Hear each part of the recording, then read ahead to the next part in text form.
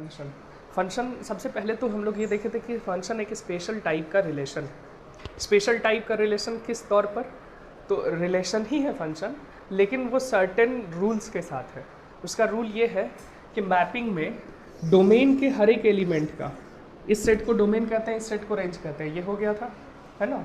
तो डोमेन के हर एक एलिमेंट का एक इमेज मौजूद हो और एक यूनिक इमेज मौजूद हो, मतलब एक का दो इमेज नहीं मौजूद हो, और हर एक जितने भी एलिमेंट हैं सबका एक इमेज हो, ठीक है। इसमें एक्स्ट्रा एलिमेंट हो सकते हैं जिसका कोई प्री इमेज ना हो, लेकिन जो डोमेन का एलिमेंट है उसके हर एक एलिमेंट के लिए एक इमेज मौजूद होना चाहिए, ठीक है। इसको हम लोग डोमेन बोलते हैं, इसको हम लोग कोडोमेन बोलते हैं, ठीक है। इसका नाम है डोमेन और इस सेट का नाम है कोडोमेन, ठीक है। अब आगे की बात करते हैं। ये था फंक्शन का डेफिनेशन। फंक्शन बेसिकली क्या है? हम लोग ये भी देखे थे कि एक जूसर मशीन देखो, या कोई भी ऐसा मशीन जिसमें आप कुछ इनपुट डालते हैं और कुछ आउटपुट निकलता है ना। तो जो इनपुट डालते हैं वही चीज़ आउटपुट में नहीं निकलता है, हो सकता है वही चीज़ निकले या हो सकता है चेंज भी कर जाए, है ना। तो फंक्शन एक ऐसा मशीन है जिसमें कुछ इनपुट डालने पे कुछ आउटपुट मिलेगा, ठीक। फॉर एग्जाम्पल हम लोगों ने ये देखा था कि कोई फंक्शन है F real number two real number, ठीक है। मान लिया ऐसा कोई फंक्शन है, तो और दिया है x, y is equal to 2x, मान लो ऐसा दिया है ना। तो जैसे जैसे x का वैल्यू डालेंगे वैसे वैसे y का वैल्यू आता जाएगा। तो इनपुट किस में जाएगा? हाँ, x कहने का मतलब है जो डोमेन के एलिमेंट है वो इनपुट होंगे, और आउटपुट कौन होगा? हमेशा सेकंड वाला एलिमेंट। किसी को तो लेना था ना, किसी को तो आपको बनाना पड़ेगा, है ना। किसी को इनपुट तो एक स्ट्रिक्ट रूल ही बना दिया, वरना फिर बात नहीं हो पाती, है ना। तो स्ट्रिक्ट रूल बना दिया कि इनपुट हमेशा पहला वाला एलिमेंट, जो भी सेट का रिलेशन या फंक्शन का पहला वाला एलिमेंट है वो हमेशा इनपुट होगा, और आउटपुट कौन होगा? सेकेंड वाला एलिमेंट। इस हिसाब से हम लोग मतलब कहते हैं कि सेकेंड वाला एलिमेंट जो है वो डिपेंड ऑन फर्स्ट वाला एलिमेंट, है ना। फर्स्ट वाले एलिमेंट पर डिपेंड करता है। इसीलिए इस वेरिएबल को, अब ये दोनों तो वेरिएबल है, इस वेरिएबल को क्या बोलते हैं? डिपेंडेंट वेरिएबल, ठीक है। और इस वेरिएबल को क्या बोलते हैं?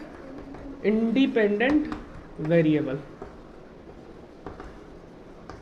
इतना समझ आया सबको, है ना। अब तक हम लोग यही तो करते आए थे क्लास 10 तक, है ना। डिपेंडेंट वेरिएबल और इंडिपेंडेंट वेरिएबल के टर्म्स में हम लोग equation, linear equation of two variable की बात करते थे, यही तो करते थे ना। इसमें x को हम लोग बोलते थे इंडिपेंडेंट वेरिएबल और y को बोलते थे डिपेंडेंट वेरिएबल। तो x का वैल्यू जैसे जैसे डालते थे y का वैल्यू वैसा वैसा आता था, है ना। तो इसका एक और रिप्रेजेंटेशन कर दिया कि क्यों ना इसको ऐसा लिख दिया जाए, सीधे ही लिख दें तो कोई दिक्कत है? y is equal to 2x, x और y रियल नंबर, कुछ नहीं दिया है तो रियल नंबर है। तो अब इतना बड़ा नोटेशन नहीं लिख करके सीधे भी लिखे तो इसका मतलब यही है, और ये नोटेशन अब तक हम लोग लिखते आए हैं। इस नोटेशन के पीछे ये चीज़ है, क्लियर है? इतना समझ आ गया? कोई भी इक्वेशन, ज़रूरी नहीं है कि सारा इक्वेशन फंक्शन ही हो, फंक्शन के लॉ को, फंक्शन के जो रूल्स हैं उसको तो होना, डेफिनेशन को सेटिस्फाई करना चाहिए, है ना। तो ज़रूरी नहीं है कि सारा इक्वेशन रिलेशन है, सारा equation dependent variable independent variable के बीच का रिलेशन है, फंक्शन है या नहीं, ये हम लोग चेक करेंगे फर्दर, आगे हम लोग जब बढ़ेंगे तब कोई भी इक्वेशन कब फंक्शन होता है, ठीक है। तो अभी ये फंक्शन है क्योंकि फंक्शन के डेफिनेशन को फॉलो करेगा। क्यों? x का वैल्यू कुछ भी लो, y कुछ ना कुछ उसका इमेज आएगा ही आएगा। ऐसा नहीं कि इम्पॉसिबल हो जाए, x का वैल्यू कुछ दे दें और y कुछ आ ही ना, उसका इमेज मौजूद ही नहीं है। x का वैल्यू तुम कुछ भी रखो, 2 रखो, 3 रखो, कोई भी रियल नंबर रखो, y कुछ ना कुछ आएगा ही आएगा, है ना। तो हम लोग कहते हैं कि ये मतलब फंक्शन है, ठीक है। अब फंक्शन है, फंक्शन को चेक करने के लिए एक और चीज़ चेक करना है, कहीं एक x के लिए 2y तो नहीं आ जा रहा है ना। तो क्या इस इक्वेशन में कभी भी एक x का वैल्यू कुछ डालो और उसके लिए 2 अलग अलग y पॉसिबल है क्या? नहीं है, तो इसीलिए ये फंक्शन है। तो इसका एक और रिप्रेजेंटेशन है कि y is equal to function of x, यानी y एक x पे डिपेंड करता है। फंक्शन क्या है? एक मशीन। इनपुट डालो, fx का वैल्यू, ऐसे भी रिप्रेजेंट करते हैं ना हम लोग, ऐसे हम लोग करते हैं ना। fx इज इक्वल टू मान लो है एक्स स्क्वायर प्लस वन, तो f1 का वैल्यू क्या हो जाएगा? 1 स्क्वायर प्लस 1 2, f2 का वैल्यू क्या हो जाएगा? तो 4 प्लस 1 5, f माइनस 2 का वैल्यू हो जाएगा 5, f ऑफ 1 का माइनस 1 का वैल्यू भी हो जाएगा 2, हो जाएगा। इस तरह से हम देखते हैं कि हर एक x के लिए एक इमेज आ रहा है ना। और ये भी हम लोग बोलते हैं कि y is function of x, क्योंकि x के जगह जैसे जैसे इनपुट डाल रहे हैं आउटपुट हमको कुछ कुछ मिलता जा रहा है। हो सकता है किसी दो का आउटपुट सेम हो जाए, आउटपुट सेम हो जाए। इनपुट एक आउटपुट के लिए दो सेम इनपुट नहीं है, नहीं पॉसिबल है, तभी वो फंक्शन है, ठीक है। लेकिन दो आउटपुट के लिए कोई एक इनपुट एक आउटपुट के लिए कोई दो इनपुट हो, ये पॉसिबल है। समझ आ रहा है? यानी मैपिंग करो तो एक का दो बन जाए या तीन भी बन जाए, ये पॉसिबल नहीं है फंक्शन के लिए। ये रिलेशन में हो सकता है, फंक्शन में नहीं हो सकता। लेकिन ये हो जाए, एक का दूसरे का भी यही इमेज हो जाए, तीसरे का भी यही इमेज हो जाए, and so on, same image सारे का, तो ये फंक्शन में वैलिड है, ठीक है। तो आमतौर पे ऐसे दिखाते हैं, ये वैलिड नहीं है और ये वैलिड है। समझ आ गया? सिग्नेचर में सब कुछ समझाया, क्लियर है? ये पिछले क्लास में हम लोग देखे थे, उसका एक रिवीजन था ये, ठीक है। आगे बढ़ते हैं। तो अब इक्वेशन दिया हुआ हो, ऐसा या ऐसा लिखा हुआ हो, ज़रूरी नहीं कि हर बार इतना लंबा लिखे, रिप्रेजेंटेशन है इसमें, ये बात हिडन है ना। तो ये बात इसमें अगर हिडन है तो ज़रूरी नहीं कि हर बार इसी लैंग्वेज में लिखा हुआ रहे, डायरेक्ट ऐसे भी लिख सकता है। डायरेक्ट ऐसे लिखेगा तो उसमें ये है कि उसमें आपको x का कोई लिमिटिंग वैल्यू नहीं दिया, यानी डोमेन का कोई एक सेट नहीं बनाया है, तो आपको ऑल पॉसिबल वैल्यू लेना पड़ेगा x और y का, डोमेन और को डोमेन में ऑल पॉसिबल वैल्यू, ठीक है। समझ आ गया? चलो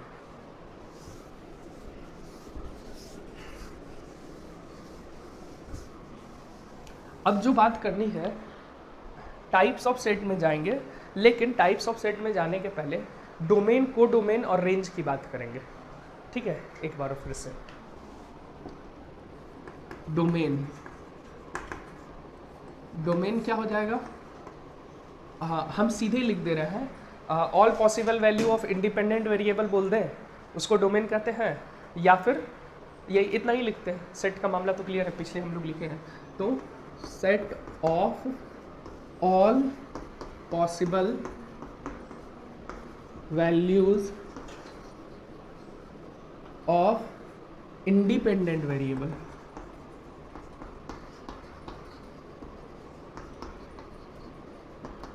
वेरिएबल फॉर गिवन कंडीशन,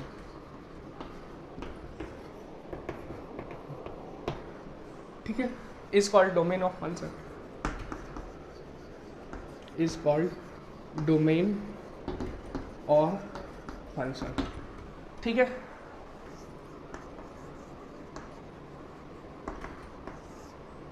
को डोमेन की बात करेंगे। को डोमेन क्या हो जाएगा?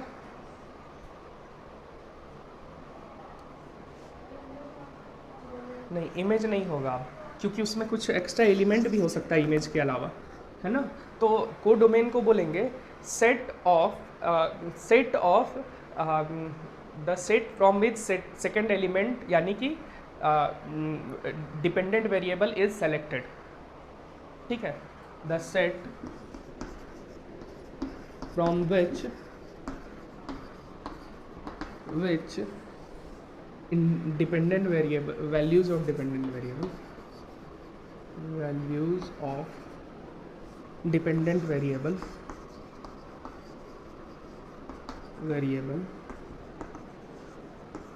is selected is called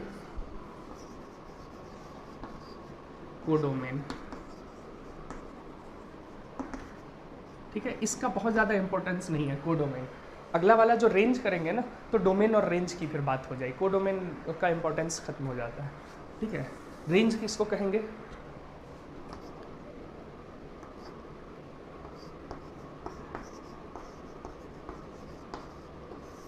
range किसको कहेंगे? रेंज कहेंगे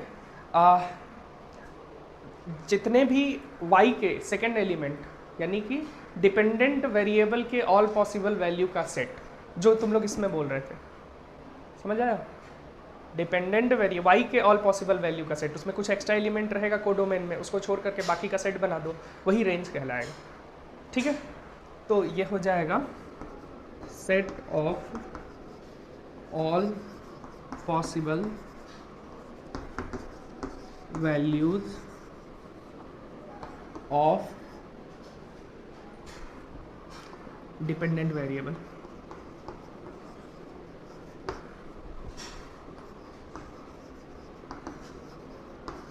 is called range of function, range of function। ठीक है, समझ आ गया? क्लियर है? ऑल पॉसिबल वैल्यू कहने का मतलब है ऑल पॉसिबल रियल वैल्यू की बात हो रही है। ऑल पॉसिबल रियल वैल्यू कर दो, रियल वैल्यू की बात हो रही है सब में। कुछ एग्जाम्पल को देखते हैं। फॉर एग्जाम्पल सीधा लिख दिया y इज इक्वल टू बोलो 2x² लिख दिया, या सीधे x² अभी करो, x² लिख दिया। ठीक है, तो कुछ नहीं दिया, तो तुमको क्या करना है? All possible value of x and y की बात करनी है, डोमेन और रेंज की बात करेंगे। ठीक है, क्योंकि कोड डोमेन की बात नहीं कर सकते, उसमें कितना ज़्यादा एलिमेंट है हम थोड़ी बता सकते, लेकिन डोमेन रेंज की बात कर सकते हैं। तो अगर डोमेन की बात करें तो डोमेन क्या हो जाएगा? x belongs to real number, सारा पॉसिबल वैल्यू है। ऐसा कोई स्टेटमेंट में कहीं कोई ऐसा नहीं निकल रहा है जिससे x का कोई वैल्यू पॉसिबल ना हो, तो क्या हो जाएगा? Real number, real number. इसी को ऐसे भी दिखाते हैं और ऐसे भी दिखाते हैं, -∞ से +∞। इन्फिनिटी के साथ हमेशा ओपन इंटरवल होता है। ठीक है, इसका रेंज बताओ। रेंज यानी कि y बिलोंग्स टू, अच्छा y का वैल्यू कहाँ, मिनिमम वैल्यू कुछ हो सकता है क्या? मिनिमम वैल्यू बता सकते हो कितना होगा? y का मिनिमम वैल्यू, सबसे कम वैल्यू 0, 0 से कम नहीं हो सकता? हो सकता है, बताओ। -1 हो सकता है? नहीं हो सकता। -0.1 हो सकता है? -0.00001 हो सकता है? -0.0000001 भी नहीं हो सकता है, लेकिन 0 हो सकता है। यानी y का मिनिमम वैल्यू क्लियर है, नेगेटिव तो आ ही नहीं सकता ना, समथिंग का स्क्वायर हमेशा पॉजिटिव होगा, तो मिनिमम वैल्यू तो 0 हो गया, यानी 0 से शुरू होगा, 0 को इंक्लूड करना है क्योंकि 0 भी होगा। ठीक, मैक्सिमम वैल्यू कहाँ तक जाएगा? Infinity, right? क्योंकि अब x का वैल्यू जैसे जैसे बड़ा करते जाओ, चाहे नेगेटिव में बड़ा करो या पॉजिटिव में बड़ा करो, ये पॉजिटिव में बड़ा होता चला जाएगा, तो ये हो गया इन्फिनिटी। ठीक है, ये हो गया। इसी को बोलते हैं ऐसे भी लोग लिखते हैं real positive number, positive real number. And 0 +0 भी कर दो, 0 का सेट भी इसमें ऐड हो गया। ठीक है, क्योंकि एक्सक्लूड नहीं, सेट को हम लोग एलिमेंट को दिखा रहे हैं यहाँ पर, तो कर्व ब्रैकेट से दिखाना होगा, और यहाँ सेट के नाम को दिखा रहे हैं तो नेम से दिखाना होगा। एलिमेंट जब भी आएगा तो वो कर्व ब्रैकेट के अंदर ही आएगा ना, तो 0 तो एक एलिमेंट को शो कर रहा है ना, और इसका यूनियन ले रहे हैं इसके साथ। समझ आ रहा है? पॉजिटिव रियल नंबर का 0 के साथ यूनियन ले रहे हैं, दैट इज इट। दूसरा एग्जाम्पल लेते हैं।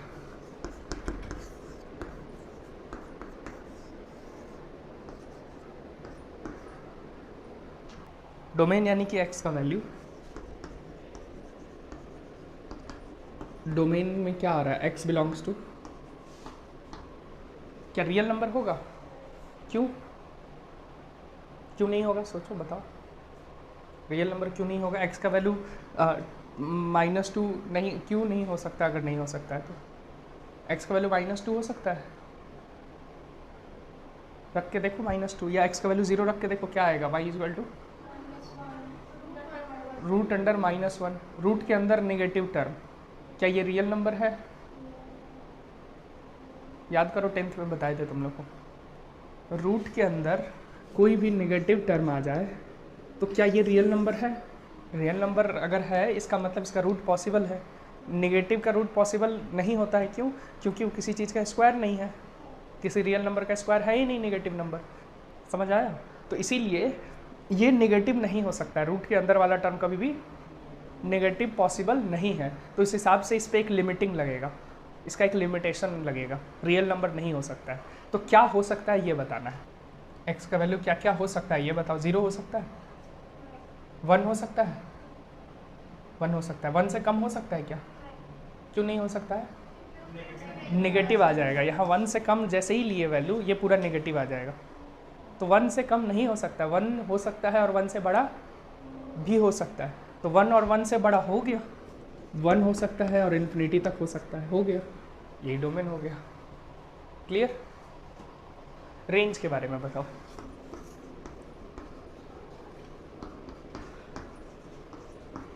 y का मिनिमम वैल्यू कितना हो सकता है? 0 हो सकता है, क्योंकि जब x मिनिमम होगा तभी तो y मिनिमम होगा, है ना। x का मिनिमम वैल्यू क्या हो सकता है? 1 हो सकता है। तो 1 पुट किए तो y कितना आया? 0। और कहाँ तक जा सकता है? इन्फिनिटी तक। जैसे जैसे x बढ़ाएंगे उसका वैल्यू भी बढ़ता ही चला जाएगा, बढ़ता ही चला जाएगा, कोई उसके बाद रोक नहीं सकता है ना। तो क्या हो गया? 0 से लेकर इन्फिनिटी। ठीक है, इस तरह से 2 एग्जाम्पल में आसानी से देख सकते हो कि हमेशा रियल नंबर पॉसिबिलिटी नहीं बनती है। x और y का इक्वेशन लिखा हुआ है कोई भी, मतलब function y is function of x लिखा हुआ है अगर, तो ज़रूरी नहीं है कि सारे रियल पॉसिबल वैल्यू होंगे ही, उस पर बहुत सारे कंडीशन अब आ रहे हैं। y is equal to x by x minus 1, पहले इतना लगाते हैं, x बाई एक्स माइनस 1। तो इसका डोमेन क्या होगा, रेंज क्या होगा, मतलब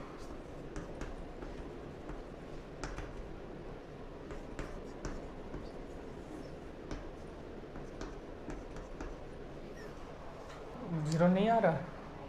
क्यों नहीं आ रहा? x का वैल्यू 0 नहीं पुट कर सकते? कैसे इन्फाइनाइट होगा? 0 बाई माइनस 1 0 आ जाएगा ना, 0 बाई माइनस 1 आएगा ना। ये तो 0 होता है, नीचे 0 नहीं होना चाहिए। डिनोमिनेटर में 0 होता है तब इन्फिनिटी होता है ना, तो नीचे 0 नहीं होना चाहिए, बस एक ही शर्त लगेगा। हाँ, तो क्या हो जाएगा? 1 पुट नहीं कर सकते, x can not be equal to 1, यही कह सकते हैं ना बस। डिनोमिनेटर 0 नहीं हो सकता है कभी कभी, है ना। तो ये हम लोग यही कह सकते हैं कि डोमेन हो सकता है x belongs to real number में से माइनस कर दो 1 वाला सेट जिसमें 1 है, हो गया। y x का वैल्यू में रियल नंबर में 1 पॉसिबल नहीं है ना। हम लोग ये देख सकते हैं कि 1 पॉसिबल नहीं है, 1 के इधर पॉसिबल है, 1 के इधर पॉसिबल है। 1 के इधर वाले में एक बार चेक करते हैं क्या होगा। x का वैल्यू जब भी 1 से बड़ा होगा, 1 से बड़ा होगा, तो देखो ऊपर हमेशा पॉजिटिव नंबर, नीचे उससे छोटा पॉजिटिव नंबर, क्योंकि 1 माइनस हो रहा है। मान लो x के जगह 2.1 पुट किए तो नीचे आ जाएगा 0.1, तो नीचे हमेशा छोटा हो रहा है 1 से, यही हो रहा है ना, 1 के उधर वाला नंबर सारा, है ना। 1 से x का वैल्यू 1 से बड़ा कुछ भी पुट करेंगे तो डिनोमिनेटर क्या हो जा रहा है? 1 से छोटा हो जा रहा है, सॉरी न्यूमरेटर से छोटा हो, एक कम हो जा रहा है ना। तो जैसे जैसे बढ़ते जाएंगे वो उससे कम ही रहेगा हमेशा, जैसे जैसे आगे बढ़ते जाएंगे उससे एक कम ही रहेगा, है ना। लेकिन अब ये हमेशा बड़ा होगा, ये हमेशा छोटा होगा। 1 से बड़ा होगा y का वैल्यू, लेकिन 1 से बड़ा कितना होगा ये कहना मुश्किल है। एक छोटा, हमेशा एक छोटा होता जाएगा, नंबर बड़ा होता जाए उससे एक छोटा, तो फ्रैक्शन का वैल्यू भी बड़ा होता है। जैसे फॉर एग्जांपल 2/1, 3/2, 4/3, 5/4। देखो क्या हो रहा है, 2/1 का मतलब 2, 3/2 का मतलब 1.5, 4/3 का मतलब 1.3 4 12 20 1 पॉइंट कितना हो जाएगा 1.3, ठीक। 5/4 का मतलब 5, 4 1 जा 4, 1 0.25, 1.25। क्या हो रहा है, डिक्रीज करता जा रहा है ना। जैसे जैसे 1 से बड़ा ले रहे हैं इसका वैल्यू डिक्रीज करता जा रहा है। मैक्सिमम वैल्यू यानी कि किस पे है, 2 पे है, और उससे कम पे 1, मान लो 1.1 पुट किए तो बाई 0.1 इसका वैल्यू क्या हो जाएगा 11, अच्छा 1.0001 पुट किए तो 0.0001 आ गया और बड़ा हो गया वैल्यू, यानी कि 1 के जैसे जैसे करीब जा रहे हैं इनफाइनाइट y का वैल्यू हो जा रहा है, 1 पे छोड़ करके इनफाइनाइट वैल्यू दे रहा है, और 1 से जैसे जैसे आगे जा रहे हैं 0 की तरफ जा रहा है, यही हो रहा है ना।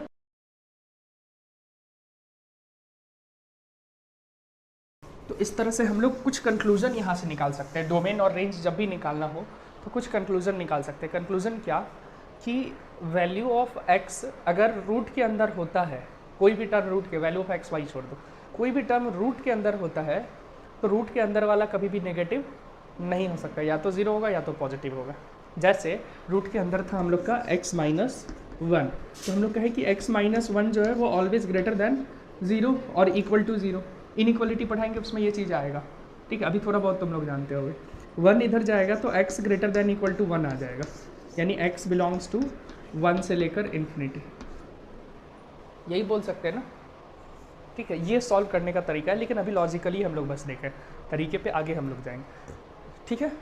तो रूट के अंदर कोई भी टर्म है तो वो हमेशा पॉजिटिव या ज़ीरो होगा, ये कंक्लूजन। दूसरा कंक्लूजन क्या बोल सकते हैं कि डिनोमिनेटर में कभी भी ज़ीरो अगर आ रहा है तो उसको हमको एक्सक्लूड करना है, उस पॉइंट्स को। डिनोमिनेटर में ज़ीरो कभी भी पॉसिबल नहीं है क्योंकि वो इनफाइनाइट दे देता है, ठीक है।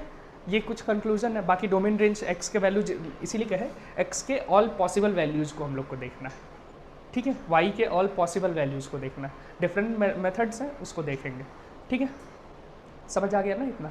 अब टाइप्स ऑफ फंक्शन पे चलते हैं, ये सबसे इम्पॉर्टेंट पार्ट होने वाला है, टाइप्स ऑफ फंक्शन। यहाँ से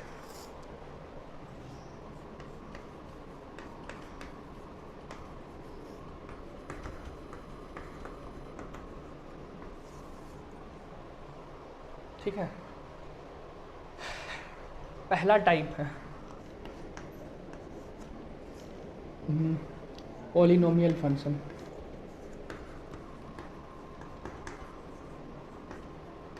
पॉलिनोमियल में क्या होता है,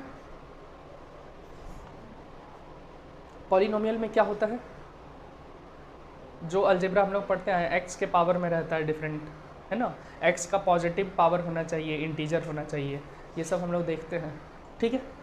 पॉलिनोमियल के बारे में सबसे सिंपलेस्ट पॉलिनोमियल इक्वेशन कौन सा होगा, सबसे simplest polynomial function y is equal to x, ठीक है, y is equal to x, इससे सिंपलेस्ट तो हो ही नहीं सकता ना, सबसे सिंपलेस्ट है। तो इसका डोमेन क्या होगा, तीन चीज़ की बात करनी है हमें, डोमेन, रेंज एंड ग्राफ की। तो डोमेन क्या हो जाएगा, डोमेन क्या हो जाएगा, रियल नंबर, ऐसा कोई वैल्यू है ही नहीं जो x का पॉसिबल ना है, ठीक है। तो real number, x real number है, y x के इक्वल है, रियल नंबर, ठीक। इसका ग्राफ कैसा होगा,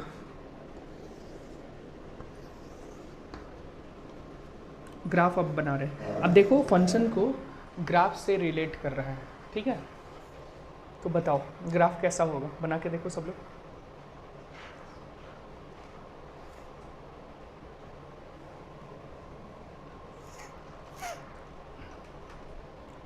ठीक, इसका ग्राफ बनाना, सेकंड में y is equal to 2x का ग्राफ चाहिए, और थर्ड में y is equal to 3x का ग्राफ चाहिए। ये तीन का ग्राफ बनाओ।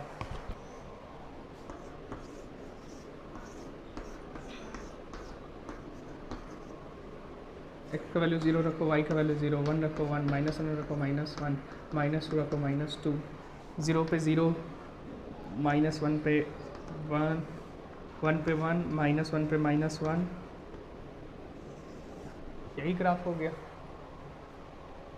क्या नहीं बनेगा, आ गया सबका। अब देखो डोमेन और रेंज को ग्राफ में भी देखा जा सकता है,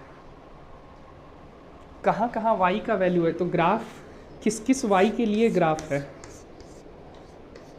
ये सारे y के लिए ग्राफ बन रहा है ना, तो वो रेंज हो गया। यानी अगर रेंज चेक करना हो तो कुछ नहीं करो, एक टॉर्च लेकर के हॉरिजेंटल दोनों तरफ से लाइट जला दो, ठीक है, दोनों तरफ से जला दो, शैडो जहाँ जहाँ बनेगा वो रेंज कहलाएगा। ठीक, इधर से टॉर्च जलाए तो देखो यहाँ पे शेडो बन रहा है, ये पूरा पोर्शन वाई का कवर हो गया। कंटिन्यूस ग्राफ है ना, बीच में ऐसा होता तो ये पोर्शन वाई का नहीं होता, लेकिन ये तो कंटिन्यूस ग्राफ है। ठीक है, फिर इधर से लाइट जलाओ तो यहाँ शेडो बन रहा है। यानी कि ग्राफ में अगर ऑब्जर्व करो तो वाई के हर एक वैल्यू के लिए ग्राफ बना है ना, वाई के हर एक वैल्यू के लिए ग्राफ बना है। इसी तरह एक्स के हर एक वैल्यू के लिए ऊपर से नीचे लाइट को जलाओ या नीचे से ऊपर से नीचे जलाए तो शैडो यहाँ बन रहा है ना, नीचे से ऊपर जलाए तो यहाँ बन रहा है। ठीक, तो हम लोग देख सकते हैं एक्स के हर एक वैल्यू के लिए ग्राफ मिल रहा है हम लोग को, है ना। तो हम लोग कहते हैं कि रियल वैल्यू, यानी कि डोमेन हो गया रियल नंबर, रेंज भी हो गया रियल नंबर, ग्राफ देख करके बस बताया जा सकता है। ठीक है, एग्जाम्पल, किसी का ग्राफ अगर ऐसा है तो इसका रेंज क्या होगा?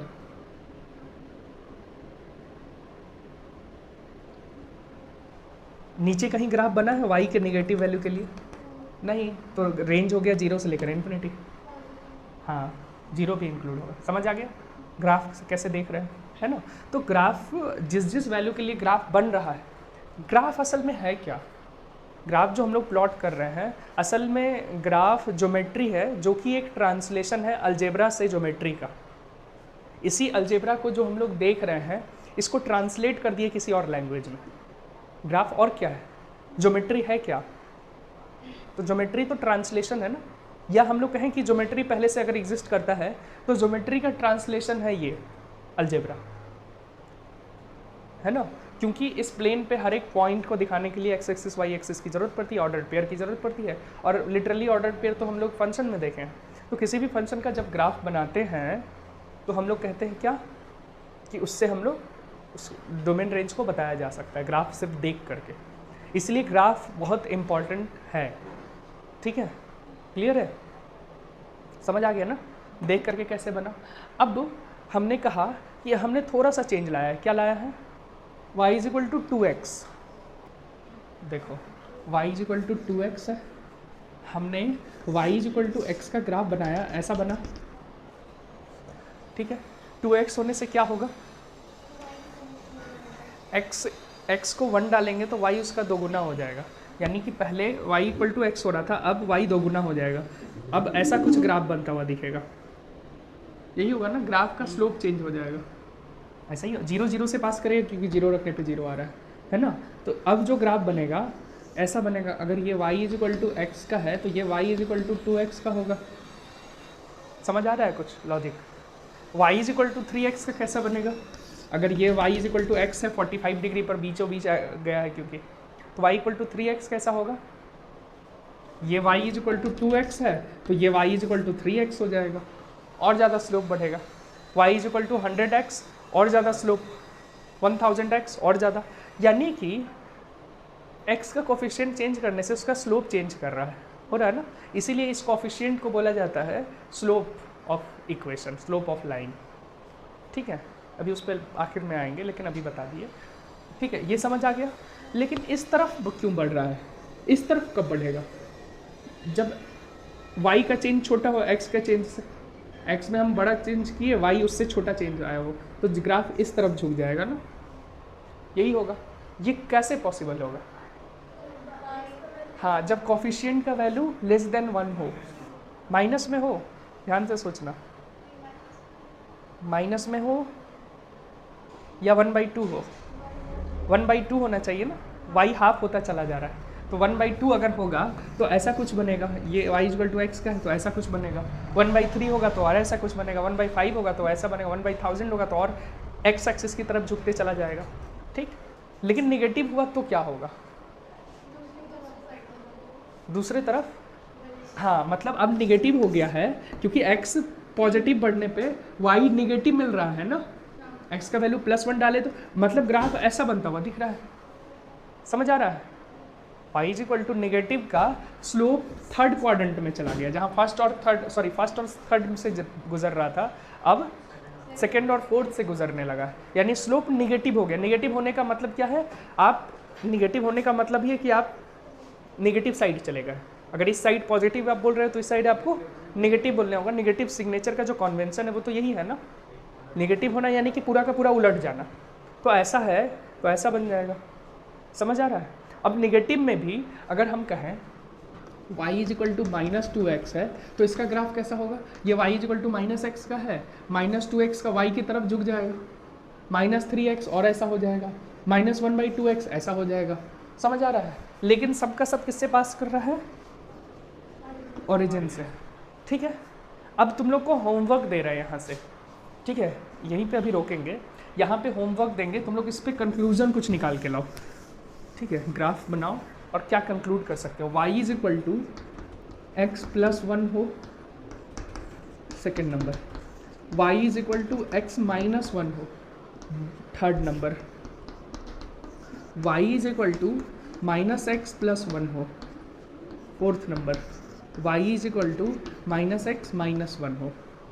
ठीक है, इससे ये सिर्फ बनाना नहीं है, बनाना तो है ही ग्राफ, लेकिन इससे आप क्या कंक्लूजन निकाल सकते हैं। ठीक है, इस 4 ग्राफ बनाने के बाद अगर कंक्लूजन नहीं निकाल पा रहे हो, शक हो रहा है अपने कंक्लूजन पर, तो और कोई नंबर ले लो, यहाँ 2x प्लस 3 ले लो, करके चेक कर लो अपने कंक्लूजन कि तुम्हारा कंक्लूजन सही है, हर एक ग्राफ पे लागू होगा या नहीं होगा। ठीक है, हर केस में y एक तरफ अकेले छोड़ना, बाकी सारा दूसरे तरफ हो जाएगा। ठीक है, तो ये इससे तुम लोग को होमवर्क है जहाँ पे